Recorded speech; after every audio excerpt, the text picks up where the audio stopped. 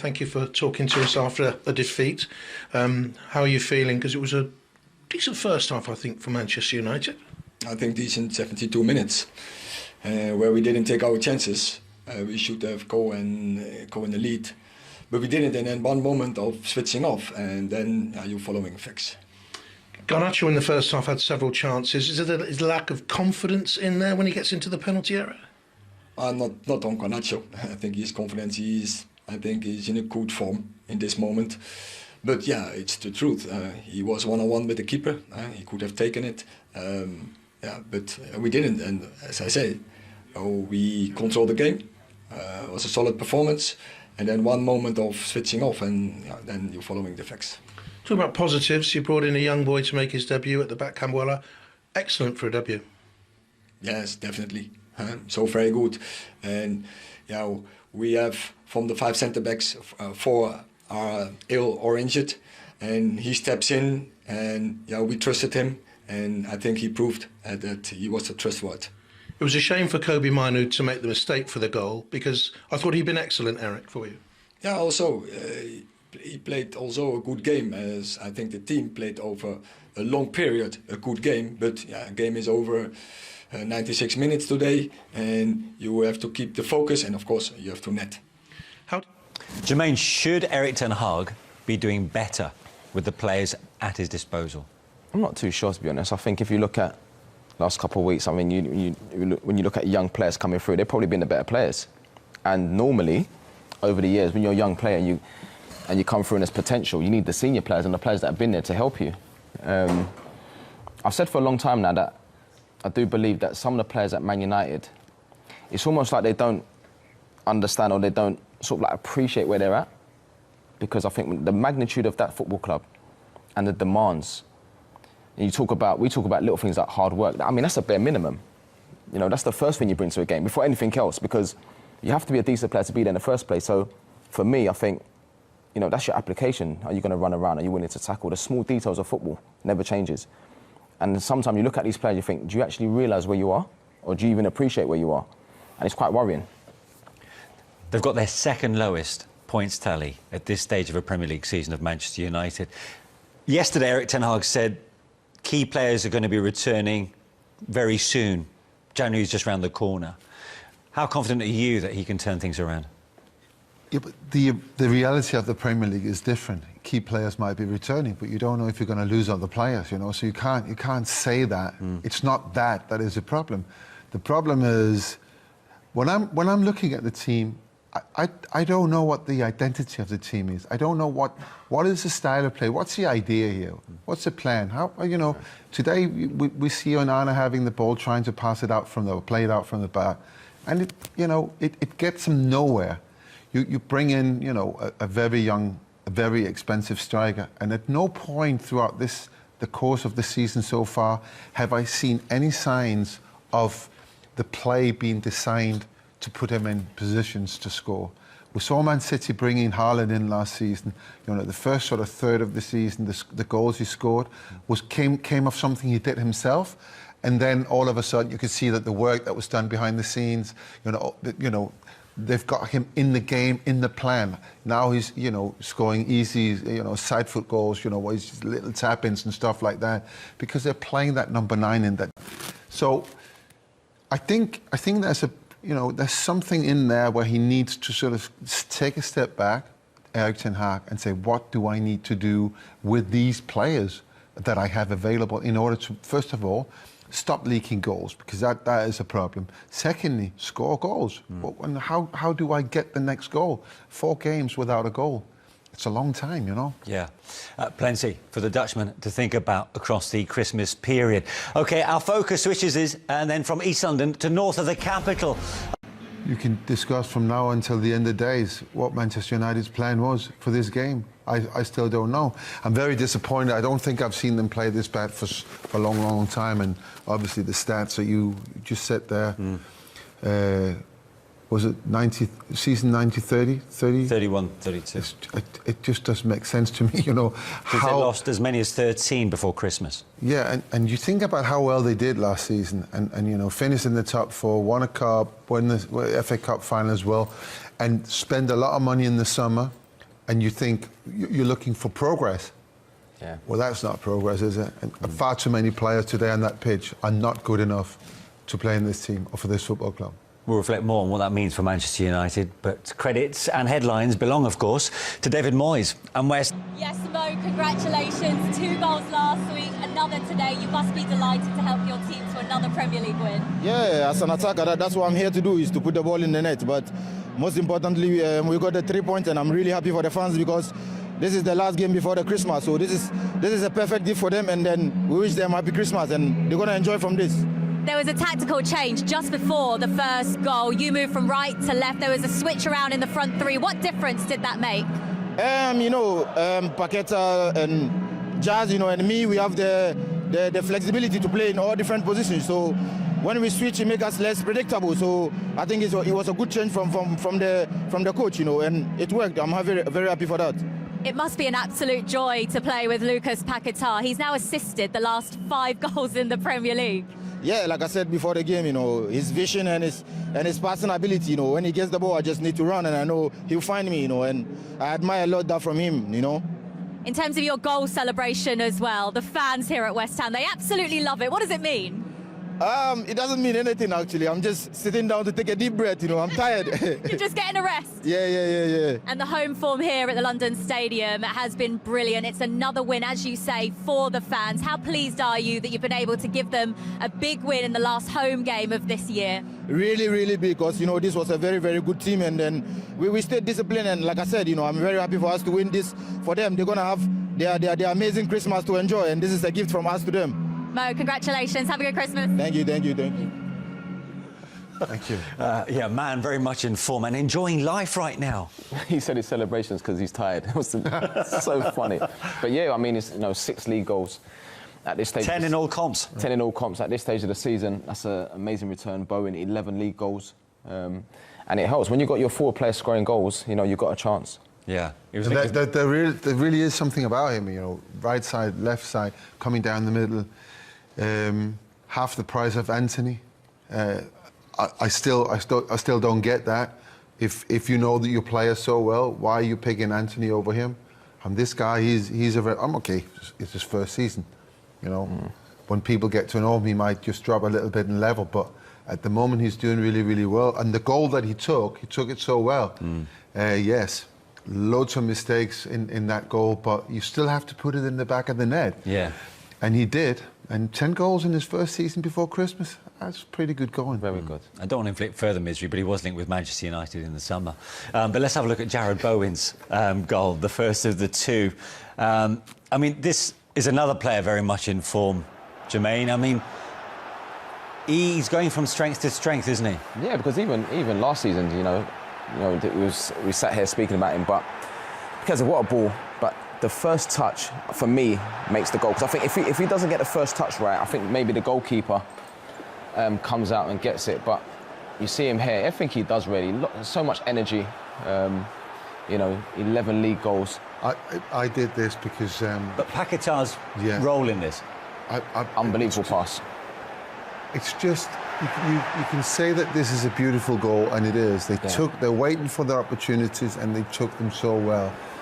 But look at how passive Man United, Anthony is with him, Paqueta, before anything really happens, and he can see the whole thing developing, and yet he's doing nothing.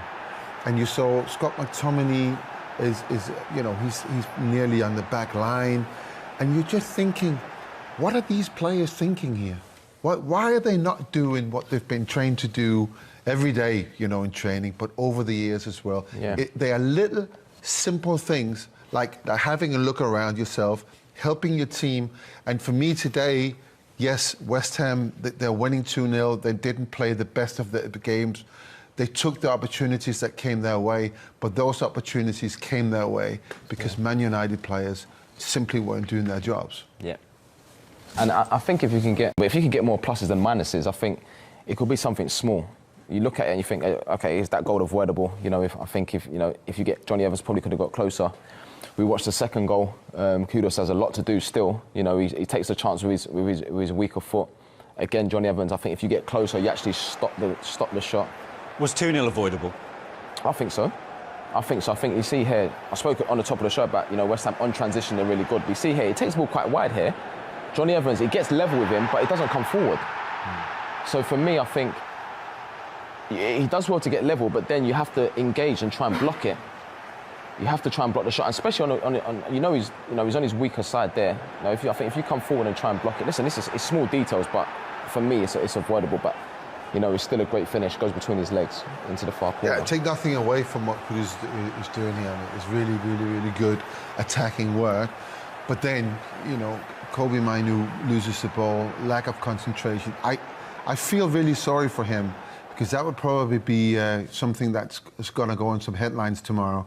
He's not the young player that should be in those negative headlines. A few other players from their performances today that should be in there. So he makes one mistake. I was happy to see that Ten Hag didn't take him off. I thought he was going to take him off and replace him with Eriksen. He didn't. So that was good. So he didn't kill him in that respect. But then you think about Johnny Evans in that situation, where with his experience, he should just push him to one side, but he's not. He's gone really deep, and then that one dreaded thing, when you're a goalkeeper and your defenders on the shot opens their legs and it goes through, you've got no chance. And it just feels like that every mistake being made by Manchester United at the moment is being punished. Yeah.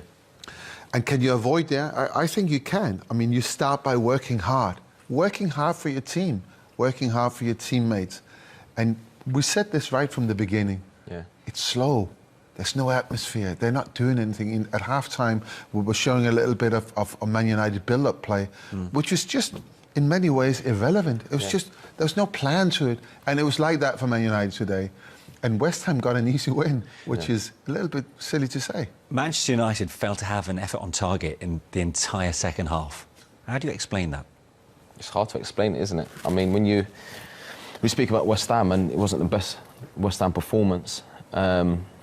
And you like to think, regardless of, whether you play at home or away, with the players that Man United have got, individuals, you like to think there'll be shots on target.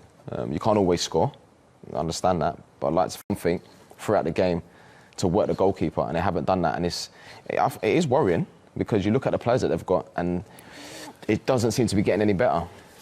I like Jules when she gets around to speak to Ten Hag. I like her to ask him about the substitution of Højlund. That's what I was going to say. No, I really, really don't get it. You put a player on that for nearly 12 minutes only have one touch, not running about, not putting any pressure on anything. He could have substituted Garnacho or Anthony easily at half-time. That's how poor they were. Garnacho, you can maybe say, he had the chances, but his work for the team was not very good today. Anthony, I just don't get it. I'm sorry. Why is he taking Højlund off? That I know he's not scoring, but he's not getting any service. We covered that before the game, but he's working hard for the team. Why are you doing that? Interesting about Marcus Rashford coming on. The last time he featured as a centre forward for United, that experiment was ditched after 2 league games of the season. Do you get the impression, because of the lack of players available to Erik Ten Hag, he's still scratching around for options, almost desperately trying to find an answer? When you look at the list of players not available, it's long, and there are some players a lot of players who would start every game really in that. But that's just the reality of the Premier League, and being a manager in the Premier League, this is what happens. Yeah, you can't, prepare yourself for illnesses. Apparently, there are some illness in the squad at the moment. Injuries. It's your experience over the years will make it better, because you know how much you can train them, how much you can pressure your players, and how much you can play them. He's come out earlier this year saying, I don't even know what my best 11 is. I think he's still sort of, in a way, thinking about what is really my best 11. But what I will say is he's responsible for a lot of the recruitment. And there's a lot of players there. I said this directly after the game. There's a lot of players based on performance today and also in previous games recently that are simply not good enough to play for Manchester United if Manchester United should go, or supposed to go back and challenge for the title. That's just a fact. And I think that's been proven today. I think Rashford has to start. Because if you play Højlund, you play Rashford and Garnacho, I think Rashford has to start because he comes on as the 9. We mentioned before, his best position is wide, where he's actually facing the play. When he's running at people, we can run him behind because he's so quick. Him as the focal point as the 9 with his back to goal, for me, it doesn't make sense. Højlund, it's the wrong substitution. It's so hard to understand it. Well, Manchester United went into the game, of course, with problems in defence. It was somewhat of a makeshift backline, but Luke Shaw has become a regular feature in recent weeks, and we can hear from him now. Luke, it's another Manchester United defeat today. How do you assess the performance out there? Just not good enough, really. I think we have to win games, and that's it. We keep losing games, losing points, and we're making it very hard for ourselves, especially that second half. Not good enough. First half, we controlled the game. I think we had chances again. If we score the first goal, maybe the result's different, but we don't. So, yeah, we suffered in that second half, and again, it's not good enough. They made a tactical change just before they scored their first goal in order to disrupt the defence of Manchester United. Why weren't you able to adapt to that?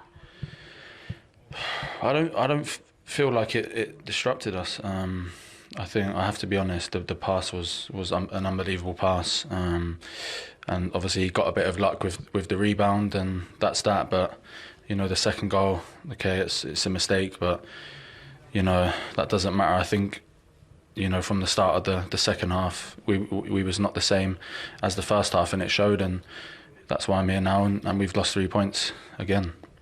And you talk about that lack of scoring goals as well today. It's the 4th consecutive match now without a goal for United. Why is that? I don't know. It's tough to kind of think what's going on. I think maybe we're just not creating enough. And then when we do, on the other hand, we're not clinical. And I think maybe it could be a lack of confidence at the moment. Sometimes that's normal in football, it happens. But like I said, we have to try and keep staying positive.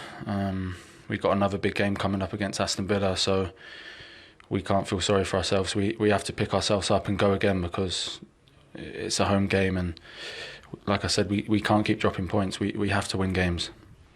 Very honest, Luke Shaw there on one occasion. That just simply wasn't good enough. If you have a look at United's results in the last 10, in all competitions, just the 3 wins, and the last 4 games, they've drawn a blank, and the last time they did that was 1992, Peter, and that was when you were playing for the club. I mean, that's how long ago it was. It's something they're clearly not accustomed to doing. You're trying to tell people how old I am? You did that recently on social media. Alistair, Steve Bruce, all that lot. Sharp. I mean, yeah. It always seems to be incessantly this season 1 step forward, 2 steps backwards for Manchester United. Where does this leave Erik ten Hag, and how do they kick on from here? The question is Erik ten Hag the problem? I don't know. I mean, we've been in a situation with the club up for sale for a bit more than a year now, and we're hearing sort of on a weekly basis that the deal with Jim Ratcliffe and Ineos, it's been done this week. I don't think anything major can happen until that is done. I don't think. I mean, who's going to take? Let's just play with the idea that Erik ten Hag is not the manager. So who's going to push the button on that? Who's going to make that decision? And who is the next one? Who's going to make the decision on the next one? Because that's going to be for the future. And I don't think, if you're negotiating for a part of the club, and in that you want total control of sporting affairs, I don't think they will accept that the current owner leadership should be allowed to make those decisions. OK. Yeah. We might return to this point in a second, because we can hear now from Erik ten Hag. Exactly what David Moyes needed after the week that he's had. Paul, though, you thought Man United were the better team in the first half. You felt they played pretty well. What went wrong? Yeah, they were a better team without really thinking they were going to score a goal, really. They had a couple of half chances, don't get me wrong, from Garnacho. He probably should have done better with at least one of them. But I always felt against West Ham that type of team they make you feel comfortable at times, and United were very comfortable. Then all of a sudden there's a quick spark, something happens, this crowd get going, and before you know it, you're 2 goals down now. But United have got problems. I think goal scoring is a big issue for them now. He's at 4 games without a goal and without creating really. The second half I can't. Yes, Mo, congratulations. 2 goals last week, another today. You must be delighted to help your team to another Premier League win. Yeah, as an attacker, that's what I'm here to do, is to put the ball in the net. But most importantly, we got the 3 points, and I'm really happy for the fans because this is the last game before the Christmas. So this is a perfect gift for them, and then we wish them happy Christmas, and they're going to enjoy from this. There was a tactical change just before the first goal. You moved from right to left. There was a switch around in the front 3. What difference did that make? Paqueta and Jazz, and me, we have the flexibility to play in all different positions. So when we switch, it makes us less predictable. So I think it was a good change from the coach, and it worked. I'm very, very happy for that. It must be an absolute joy to play with Lucas Paqueta. He's now assisted the last 5 goals in the Premier League. Yeah, like I said before the game, his vision and his passing ability, when he gets the ball, I just need to run, and I know he'll find me, and I admire a lot that from him, In terms of your goal celebration as well, the fans here at West Ham, they absolutely love it. What does it mean? It doesn't mean anything, actually. I'm just sitting down to take a deep breath, I'm tired. You're just getting a rest. Yeah. And the home form here at the London Stadium has been brilliant. It's another win, as you say, for the fans. How pleased are you that you've been able to give them a big win in the last home game of this year? Really, really big, because, this was a very, very good team, and then we stayed disciplined, and like I said, I'm very happy for us to win this. For them, they're going to have their amazing Christmas to enjoy, and this is a gift from us to them. Mo, congratulations. Have a good Christmas. Thank you. No goals to report then from the London Stadium. You get the feeling this is yet to spark into life between West Ham and Manchester United. 5 shots for West Ham, only 1 on target. For Manchester United, they've had only 6 shots in that first half. The first of those came in the 33rd minute, which is the longest they've had to wait to break that duck in a first half this campaign. Now, Alejandro Garnacho had a couple of chances. What did you make of these opportunities? You think about that. Think about those stats. 33rd minute, you said? Yeah. Right? And then 62% possession. That's been chances. Is a very... I would rather you talked about that, because there's another way of finishing that, isn't there? Yeah, I feel like when he goes through, and he does well here, good timing, but there's no conviction, really. I think his whole body shape, you can see what he's trying to do. Obviously, he wants to go across the goalkeeper. The goalkeeper's bouncing, but he actually hits his heel. So it's just, for me, there was no conviction. Pete said, he couldn't even talk it first time, to be honest. And this one, Pete, he goes through again. And he's talking about making the right decisions in the final third. Maybe he could even took another touch and actually had a shot at goal. But straight away you can see that, he takes his touch here and he's looking to pass. It's all about the selection of what they do at the specific times. First of all, it's not great. West Ham's not playing great football. Man United definitely not playing great football. And when you have the ball as much as they have, you have to do something. You got to do something about it. But it's like that decision to what am I supposed to do? It's not there. It's like there isn't a plan. So, for instance, the ball when Onana has a ball, he's doing the same thing every time. He just stops it, waits and waits and waits for an opportunity to pass it somewhere. And it goes nowhere, No one's prepared to pass or to get the ball or bring it out from the back. And it's just slow and slow and slow. In possession, though, certain examples here. What have you made of United? Yeah, but this is what I'm saying, What's the idea here, right? Johnny Evans is on all the time. Then that's a selection straight out to a West Ham player. Here's the captain, Bruno, saying, go forward. Yeah, it's fine. Go forward to what? Okay, it's a bad pass by Johnny. Now, here we go. We all highlighted Bruno Fernandes. And Anthony's got the ball. Anthony's supposed to be over there, or somebody over there. What's Anthony doing in this? Okay, fine, if he's over there, go somewhere. You're a striker, you're an attacker, you've got to be up there. Anything can happen, the ball can be deflected out. But it's like there's no commitment to play this game. There's no idea. it's like everyone's playing their own game. They're not. It doesn't look like a team. And in all fairness to West Ham, this is how they play. Yeah. They're playing quite well to what they normally do. We had one opportunity. Kobe Mainu asked the question of Alphonse Areola. I mean, I suppose the fact that we're digging this out shows, I suppose, the quality of chances in that first half. The goalkeeper is actually lucky, to be honest, because... Bit of a scare here. It is a scare, because if it goes the opposite direction, I mean, you talk about concentration and you can see it coming, and I don't know what happened to his fingers, I don't know, but that tells a story again. I was going to say we've all been there, but you probably haven't. It looks silly, it looks dangerous, you're nearly giving a goal away, and you're thinking to yourself in the aftermath of that, what did I do just there, and why did I do that? He got away with it, and you know, fair dues to him. Yeah. OK. Well, for West Ham, they still have the opportunity, of course, to record back-to-back wins. London Stadium, no goals in the first half. Who do you think had the better of it, though, Paul? I think United did it as the away team. I thought they've been really good, solid away performance. I thought composure right through the pitch was really good. Right from the keeper, his pass has been a lot better than last week.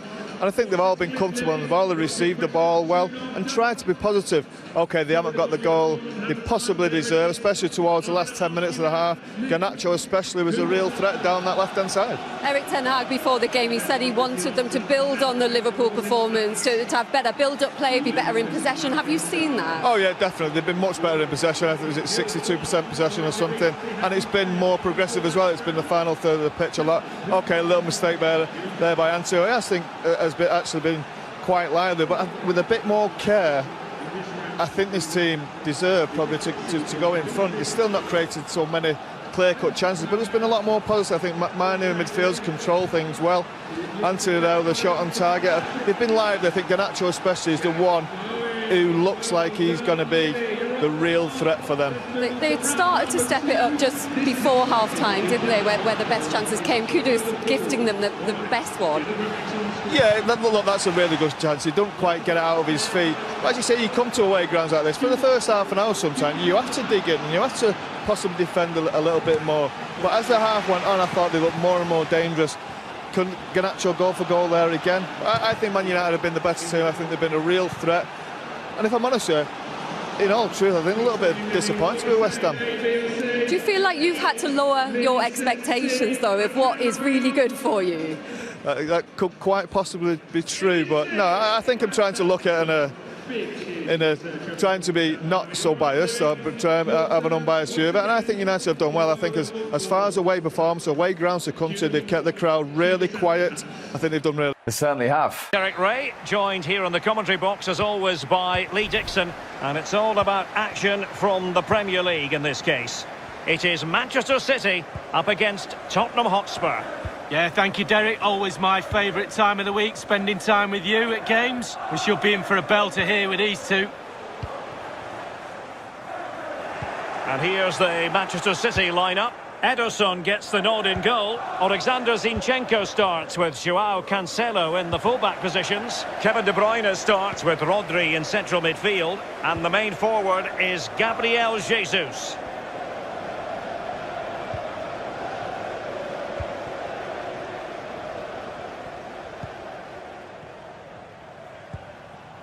Joao Cancelo. Patient enough build-up. Can they carve out a chance? Must take the lead here. Well, they're going to be...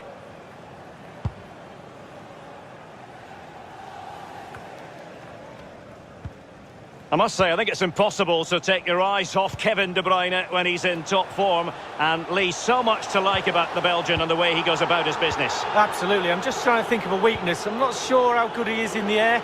Heading, he probably can still head the ball, but everything else, left foot, right foot, sees a pass, scores goals, energetic, vibrant, hungry. I could go on all night long. Complete player. Got to it easily, the keeper.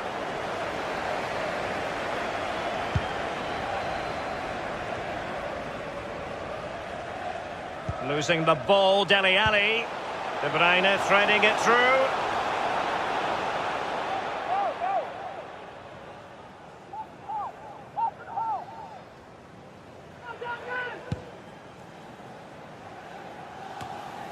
Reguilon. Now Son. Promising move from Tottenham. Well, the defending not the best here. And a Tottenham Hotspur pretty clear. Oh, I like that, Derek. Good refereeing. Nice and strong. Told the player exactly. Ball is loose.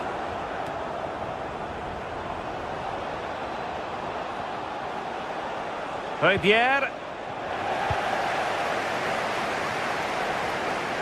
Well, goalkeepers live a charmed life at times, but that was just brilliant. Really, really good goalkeeping. Lo Celso. Lo Celso.